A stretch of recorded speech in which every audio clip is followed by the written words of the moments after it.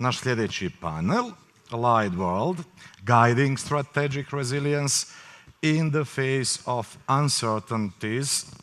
There are 4 speakers in this 40 minutes panel. First, Mr. Werner, FASSLABEND, President of AIES and European security expert. Mr. Tomas JERMALAVIČIUS, Head of Studies, ICDS Estonia. Gospodin Tomáš, Mr. Tomáš POJAR, National Security Advisor, Czech Republic. And Mr. Fritz, RADEMACHER, Professor, Regional Security Studies, George C. Marshall European Center. Yes, take your place.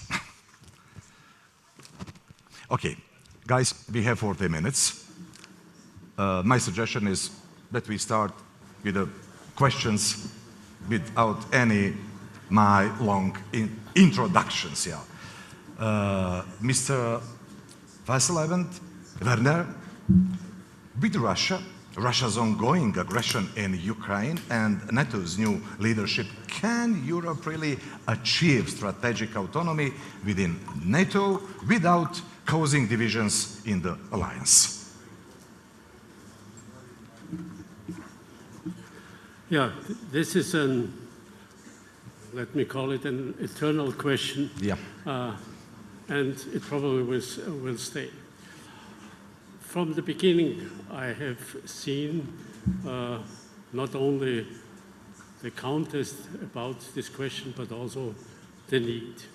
There is certainly a need, because otherwise Europe never will develop the necessary capabilities for defense. And in addition to it, for Europe, it also will become a big problem, because without a European defense industry, Europe will lag behind on the technology sector behind America and China in a way that in the long run, this certainly cannot be accepted. And insofar, I think you have to find a way. And I think now the situation in Ukraine has made it absolutely clear. Without NATO, there cannot be a European defense, and there will not be a European defense. No question about that. But in addition to that, you also have to say that Europe has to develop a will to defend itself and a strategy to do so, and the capabilities. I mean, if I just look back, you know, even after the war in Nagorno-Karabakh, where Turkish drones humiliated Russian military people, you had in Germany a discussion whether Germany should introduce drones.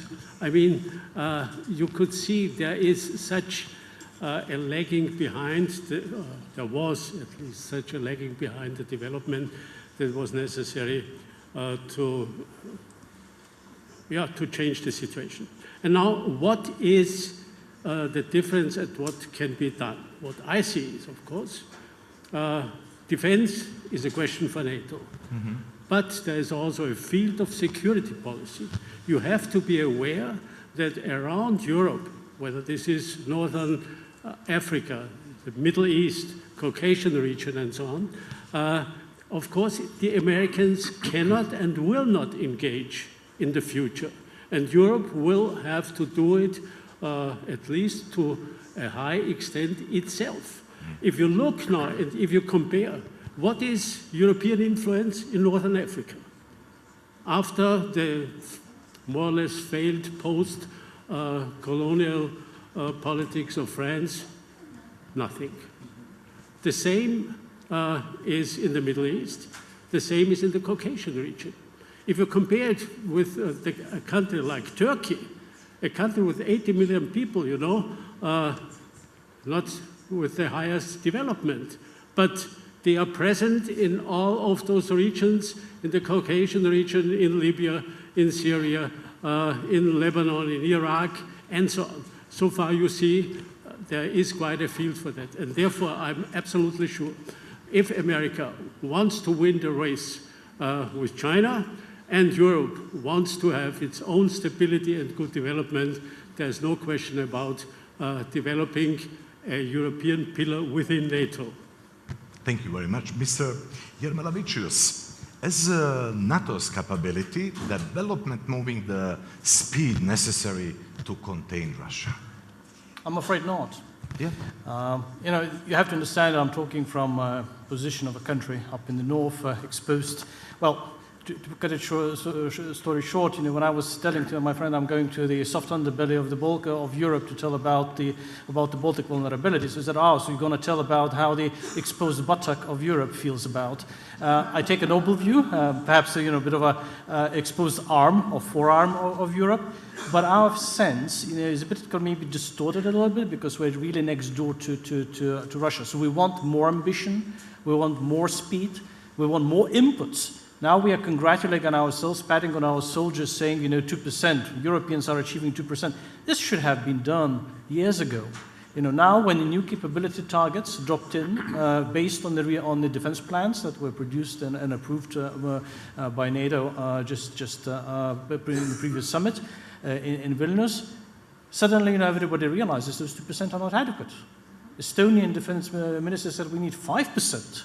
Which nearly caused the heart attack of the finance minister, but still. So we are still kind of, moving at the pace which is not a wartime pace, whether about, regenerating defense industry capacity and scaling it up, whether in regenerating our reserves of munitions, of equipment, of manpower. So everything seems to be like a slow motion movie when you are living in Estonia. And the sense is that and everything comes together in Ukraine. You see how slow we are to support. We are slow dripping support to Ukraine. We're not giving nearly enough to Ukraine, just not to keep in the battle, but also to win and prevail over Russia. So our sense that if we continue on that trajectory, and you can hear it from many very high-level officials in Estonia, if we continue on that trajectory at that speed, trajectory is right, but at this speed, the war is with Russia is pretty much inevitable. Okay, Mr. POJAR, what are the main challenges Mark Rutte faces as NATO's new Secretary General, especially considering the war in Ukraine and, of course, wars in the Middle East? How can he, I could say, align the different interests of member states while maintaining the unity of the alliance? Well, first of all, I think there is not that much room or almost no room at all for NATO in the Middle East. Okay? So it's a North Atlantic treaty, North Atlantic alliance, and let's not fool ourselves into thinking that we will do anything in the Middle East. Okay? There are certain NATO member states, one United States of America, and then maybe some others who can contribute and do something. But NATO as such will not do anything in the Middle East, besides harboring our own space in the Mediterranean, for example. But I forgot to mention Turkey, okay, so they are involved in the Middle East very much. But Mark Rutte's task will be to keep unity, which I hope Vladimir Putin will help us in that. He is helping a lot, so I thank him for that, because at the end he's making the alliance stronger. And I agree with everything what was said, how us as Europeans are useless. Okay, I agree with that. But at the same time, we are not so useless because we haven't entered the war and the Russians have great difficulties conquering Ukraine. I'm confident that if we have entered the war, Russia would lose immediately. Of course, taking the nuclear arms aside, okay? But Mark Rutte's main task will be to keeping the unity in support of Ukraine and keeping the unity in investing into our own defense, especially on the European side. Because if we are weak, one of the reasons why we are weak is that we have not invested for 30 years into our defense. So now it is for the next 30 years to invest into our defense, and then we can talk about strategic autonomy. So it's a nice discussion to talk about strategic autonomy now. And by the way, I have no problem with the concept of strategic autonomy. But at the end, if we don't invest for the next 30 years, there is no strategic autonomy on the table. Okay, thank you. Mr. Rademacher, how can NATO ensure its defense industry keeps up with technological advancement to match Russia and China, especially in missile defense? And of course, I think it's interesting AI warfare. What urgent reforms are needed to prevent a logistical industrial gap that could weaken NATO's readiness? Indeed, the alliance is facing a double challenge. First of all, I should have mentioned how grateful I am for you to have me. It's a pleasure to be here, and it's such a fantastic conference. And so I commend the organizer for doing this. But coming back to the point, NATO is facing a double challenge, if you will. We are seeing in Ukraine that mass still matters. Our defense industrial base has, perhaps for good or not so good reasons, not done much, didn't have to do much in the past decades, at least not in terms of full spectrum forces. But at the same time, we also see in Ukraine that actually the advancements in technologies, you mentioned some of the areas, play an increasingly large role in the way we are conducting war. And so this double challenge means for the alliance that we do not only need political will and money, but we also need to ensure that we keep the edge, the technological edge, as we did in the past. And this will require major efforts. We are all aware of what the alliance is doing in these areas. But, and this goes back to the points of my distinguished co-panelists, and as my old boss, Jim Mattis, used to say, we have to do this at the speed of relevance. Okay. Mr. FASSLABEND, as Europe deals with fragmentation over energy security and defense spending, how can NATO's new leadership keep the alliance united against pressures from Russia and China? I mean, the situation certainly will continue. There will be insecurities. And if you look at the global scene, the global stage, you can see, you know, there are technological developments, but there are also other developments. I mean, the competition between number one and number two on the global stage. And this will mean that we certainly will have to change our horizon. What do I mean? Now we are only looking at defense for Eastern Europe, let me call it this way. But if you look at the global stage, you have to see our main interest in the future will be to save and secure our lifeline. And what is our lifeline? Our lifeline is the way from the Mediterranean through Suez Canal, Red Sea, Indian Ocean, Strait of Malacca, up to Japan and to Korea. This is necessary, not only for imports, but especially also for exports. Are we able to do so? No. And I'm absolutely sure that saving not only territory, but also the lifelines for Europe is in the same way interesting as for America. And this certainly also will be a background for cooperation in the future. It is not just by chance that in the document of the Washington summit, you have, I don't know, I think 30 times Russia mentioned and 33 times China was mentioned. So far, there will be certainly a big need in order to cooperate very intensely.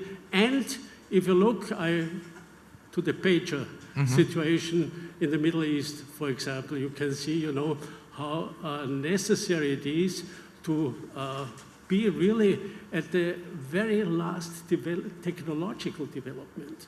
And this in addition, will be a good reason to cooperate very, very closely.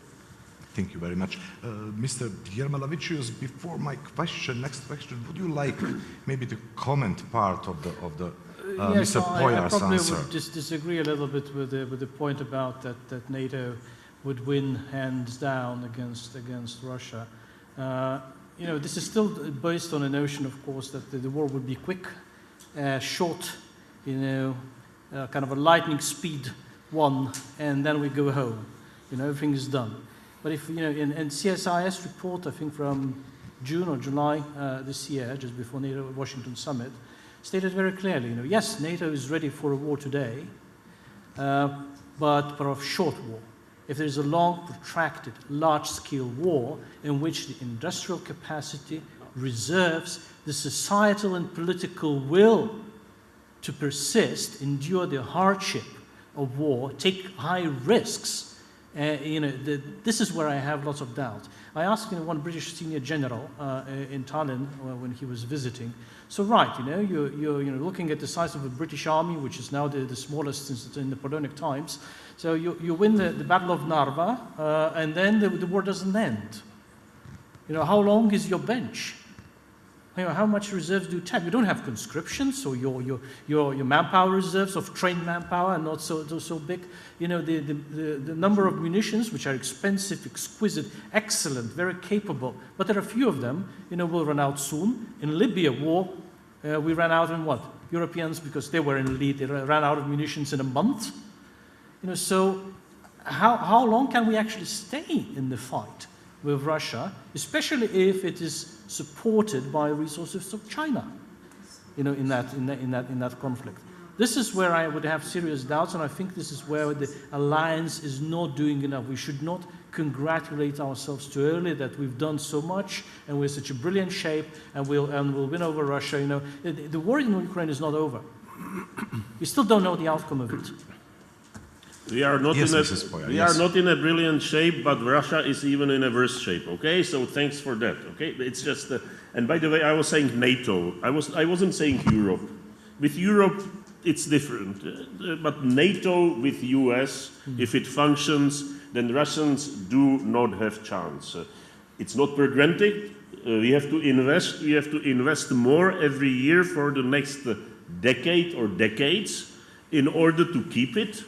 But I am quite confident that if Russia attacked now, not only in Ukraine but on other fronts, that in conventional way we would be able to push back and Russians would not be able to succeed.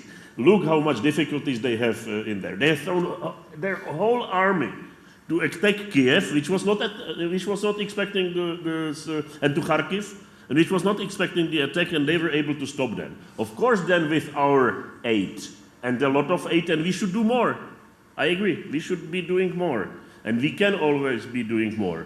But at the same time, who would bet in Europe, by the way, also in Russia, that within few days after attack on Kiev, European Union will agree to be sending tanks, and individual member states will be sending tanks to Ukraine? Who would imagine that Berlin would be funding arms for Ukrainians, once Berlin prior to that was blocking arms sales to anywhere when they needed to defend themselves? By the way, the good guys as well as the bad guys. So there is a change. Are there going to be forces which will want to reverse it in the future? And are there those forces now? Yes. Should we really focus and should we do more? Yes. But we should not be also saying that we are completely like doomed, and I'm not saying that you said that, and that we cannot do anything. By the way, that we cannot increase production of arms. There are two Czech companies which have production facilities in European countries producing also 155 millimeter ammunition. In the last 2.5 years, they increased production 12 and 15 times. Okay? All right, from 5,000 to 100,000, and and the other one from 40,000 to 550,000 per year. Is it enough? No. Is it 15 and 12 times more if you calculate over the time? Yes. So are we doing enough? No. But can it be much worse? Yes. And have we really reached new levels? Yes. So it's possible to do. In the arms production, let's not regulate it inside the EU. Let's use capitalism forces. If we use capitalism forces to work, it will be better production and faster than in Russia. In that context, Mr. Rademacher, we will come back on your questions. What immediate steps are needed to improve collaboration between NATO member nations with different military technologies during, for example, joint operations? I'm sorry, the acoustics is very bad here at this end of the room, so I hope I got your question properly. But let me add to the discussion, which is a very interesting one. And sorry? Of course, just give your comment. And add to what my Czech colleague and distinguished co-panelist said. I find it interesting in many of the discussions that I have the privilege to attend, that we have this tendency of talking ourselves weaker than we are. And I find it almost a delicious irony that some of our, if not most of our adversaries have a stronger belief in our ability to deter and defend than we ourselves. After all, this is the strongest alliance in history for a reason. And that doesn't mean that we absolutely have to do more than before at a quicker pace. And coming to your question, we need demand signals. We need the ability and the will to aggregate procurement, be it in bilateral or multilateral formations. There are various ways of incentivizing industry to do more. And we are doing it already, but we have to do much more at the end. I can't give a precise figure to what it should be beyond 2%, but I remind everybody here that during the Cold War, it was 3.5%, perhaps a bit more, including in countries like Germany, my own. So it has been done, it can be done, and unfortunately we're in a situation where it will have to be done again. Thank you very much. Yeah, Mr. FASSLABEND, would you like to comment to last answers? Yeah, I think, that we are still far away from really being very sufficiently outfitted in order to do so. Just look at the fact that EU promised to deliver for Ukraine 1 million pieces of artillery armament. It only became half of it. And if you look, to the fact that Putin now, when he visited Pyongyang, North Korea, he got 2 million pieces at once. Of course, this is also the advantage of authoritarian regimes, that they can give an order to their industry, that they can deliver quicker. But I'm not pessimist. I think, the situation is not easy. We will have to fight against, to cross the hurdles in the future. The only thing that I really hope is that the time in order to fade away after the war in Ukraine will be pretty long, because this is the big danger that, then the question is, what shall happen in the future? So the Americans will defend us and so on. So far, this will not work. And Mr. JERMALAVIČIUS, yes, of course, but I have a question for very you. Quickly, coming from the Baltics, we basically see the alliance's weakness not as a generic matter. Of course there are issues with it, but how that power is distributed along geographically. We are in the Baltics there. We are still having tripwire forces. So the posture of the alliance is that they will expel the invader rather than repel. You know, the forward defense posture is still not there. You know, even if we build up the brigades, which are actually thanks to the bilateral arrangements rather than with partners, allies, rather than through central NATO, if you like, still a tripwire force. So if we want to repel, because we don't want to, you know, to have a push of expelling, you know, invaders. We know what happens when they invade.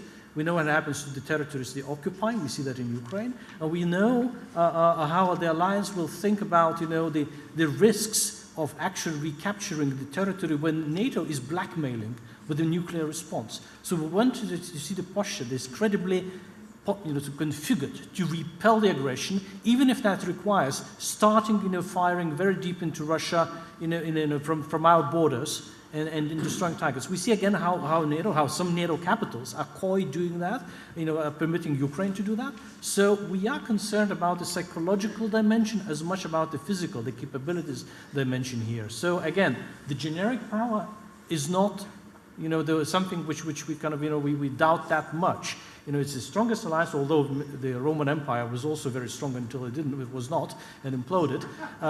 So again, you know, this is we have to bear in mind that, you know, there are other multiple factors, tangible and intangible, which we need to continuously attend to in order to keep the deterrence credible.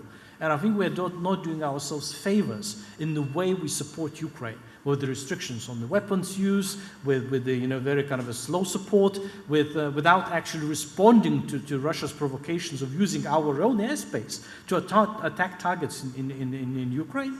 You know, if you think the Shahed that crashed in Latvia was an incident or an error, think again, because this is they're demonstrating a message of what they think about NATO's own self-deterrence and red lines we're drawing in our own head, and they are just basically through the reflexive control techniques are very masterfully stimulating.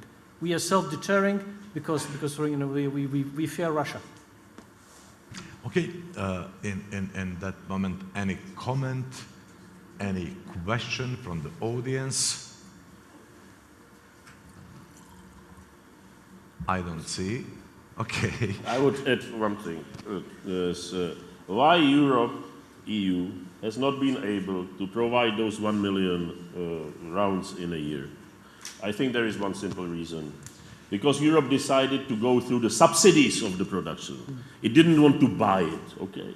I would rather say, go and buy, put orders on the table, and then you will see that the companies will produce. But we were, again, rethinking the system and recreating the system of subsidies, and it again failed, okay? So let's forget about subsidies and let's go buying arms, and then the arms production is gonna be up as we do see it. Really, capitalism does work also in the very well regulated, and for the reason so regulated defense industry. Okay. Mr.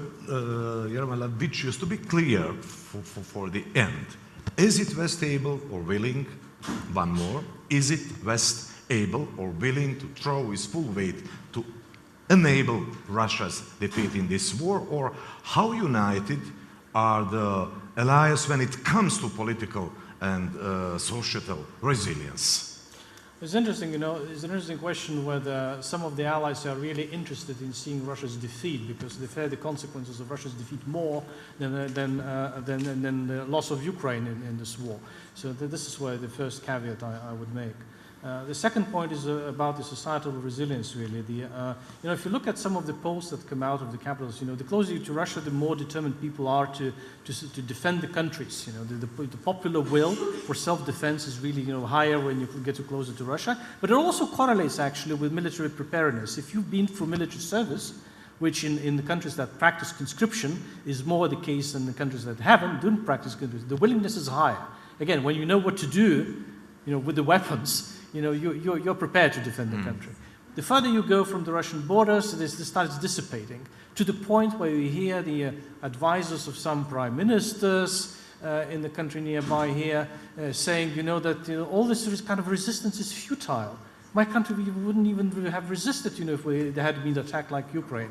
You know, this is a dagger into the heart of the societal and political resilience of the alliance. This is the will for self-defense. This is where it all starts. And if the other side is applying all sorts of dirty tricks to undermine that will, starting with, the propaganda, disinformation, buying off influence, all sorts of dirty tricks we have heard about, the hybrid warfare things, and this succeeds in that, the Article 5 will be a paper tiger. It may not, but they will miscalculate, because one of the things they've done in Ukraine, they miscalculated. They thought that a hybrid campaign to erode Ukraine was succeeding splendidly. And now it will just drop into their hand as a ripe apple. And they miscalculated. They can also miscalculate it in our direction if we do not continuously work to sustain the political and societal will to confront them and defeat if necessary. Thank you. Yes, Mr. Yeah, FASSLABEND. well, what I see, that of course the war in Ukraine has changed also the strategic situation in Europe. Germany, more or less by hesitation, has lost its original function of the very center of gravity. Poland certainly has become a new function and will have an important function in the future.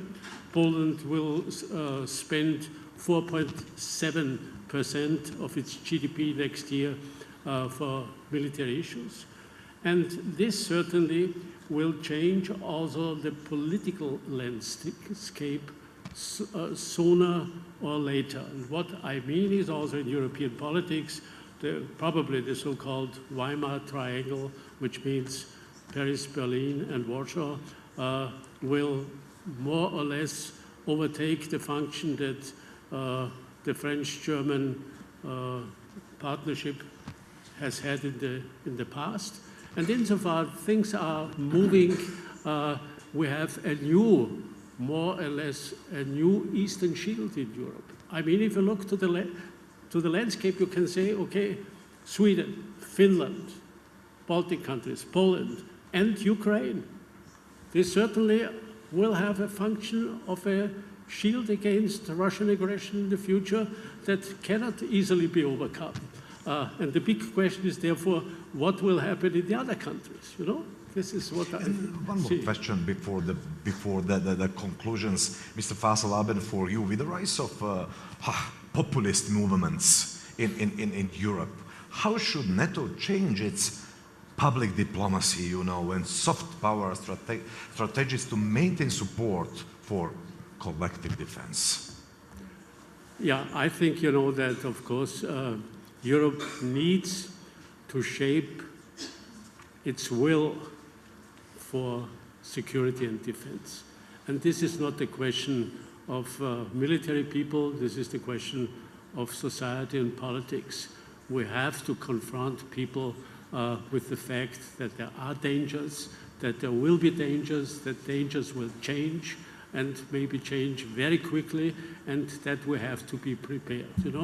When the notion of resilience, 20 years ago became more or less modern in papers of European Union and NATO, I was not very happy about this notion, because I think it was a little bit artificial.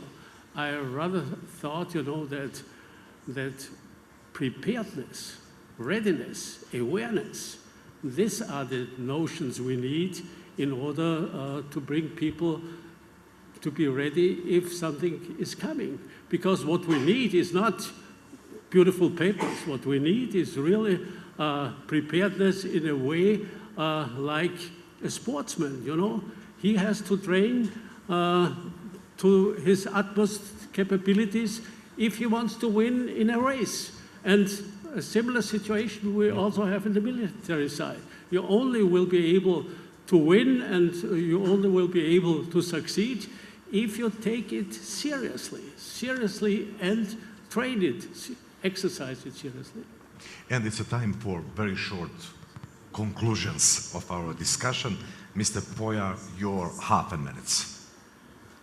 I think that the populist movements in Europe are not a response to NATO or the situation regarding defense, but they are a response to failed, stupid migration policies of certain European countries and messianistic policies of the Green Deal, which are devastating European industry. It's a little bit too harshly to say, but we should not look into the populist movements a response to NATO or to the defense issues. It is to the domestic issues of certain countries and overall decisions of the EU, and I hope that we can go more to our senses and correct that. And first we should be saving ourselves, and then we should be saving the universe. Okay, and you know, this guy didn't answer on my email, and I didn't make a preparation for questions for you, but never mind. Other guys were perfect, yeah, definitely. Thanks. You are right, Thanks. I didn't Thanks. answer. Yes, I yes. don't know that I got some email. Yeah, but good. Mr. JERMALAVIČIUS. I think we have to keep our eyes firmly on the ball, and that ball, actually the main ball in the court is war in Ukraine. You know, if Ukraine wins and Russia is comprehensively defeated and Ukraine becomes a member of NATO, this is, you know, the ultimate example and the ultimate expression, manifestation of the alliance's resilience in supporting the country out of principle and also out of strategic interest, self-interest. And I think, you know, if we manage that through, in the end of the day, the next war will not happen, at least not in Europe. This is probably the key point. But if we drop that ball, it will turn out eventually, 5, 6, 10 years from now, that Ukraine probably was winning us time, but will not have won us peace. You know, so again, membership in NATO, Ukraine's victory and membership in NATO. This is all what is needed, and it's challenging, but we have to do it. Thank you very much. Mr. Rademacher. Yes, 3 remarks, if I may. The first one, it is exactly the same that keeps Mark Rutte up at night as what kept Jens Stoltenberg up at night. It is to keep the shop together. And so unity, solidarity, cohesion remains the center of gravity. It's the source of the alliance's strength. This will not change. I would submit that in the last 2 years, we haven't done too shabbily. The second remark, resilience, whether one likes labels or not, is extremely important. It's actually part of Article 3 of the Washington Treaty. Here we really need to do more at various levels, even down to the individual in all our countries. Third remark, related to this, when we look at the strategic situation in the Baltic Sea region, I would say it has improved with the accession of Finland and Sweden considerably. Actually, it has also improved the security situation of Estonia. I find this interesting because here we have actually been in a position where we didn't have to react to developments elsewhere, but we acted, and it has brought us what I would say a strategic advantage, or at least something that is changing or impacting on the strategic calculus of President Putin. So coming back to resilience, these 2 countries with their total defense concepts, with their civil preparedness, with their functioning and exercised and trained civil-military relations, they are showing what many of the rest of the alliance will still need to do in order to be able to be capable of doing what's necessary when push indeed comes to shove. Thank you very much. And on the very end, one more, Mr. FASSLABEND. Yeah, I agree absolutely that defense certainly is not the most important issue for populist movements all over Europe. Of course, one must not underestimate Putin and the Russians. I mean, they have managed to establish a certain climate, not only of relationships, but also of messages that one should not underestimate. But I think I agree absolutely that it will be, on the one hand, as a specific topic, it will be migration, and this will be the main question for the coming years. And in addition to that, it only means that we have to become more efficient. Not piles of papers to change the world, but acting and shaping achievements. This is what I need, and there we also will have to help Brussels, Brussels with NATO and Brussels with EU in order to perform better, and then also most of the populist movements will not have a really big chance. Thank you very much. Thanks a lot for the great discussion and for very useful information for me as a journalist. Thank you.